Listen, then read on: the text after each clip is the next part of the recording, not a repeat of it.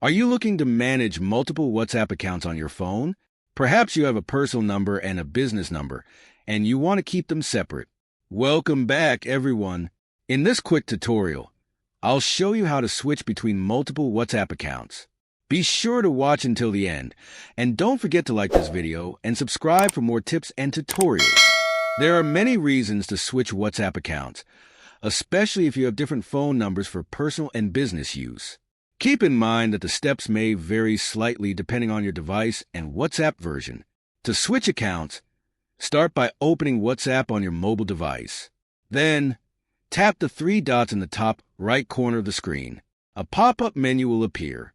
If you have multiple accounts logged in, you will see an option labeled Switch Accounts. Tap on that.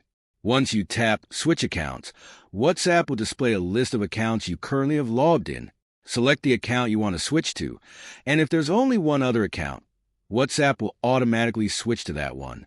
After selecting your desired account, you'll be able to send and receive messages seamlessly.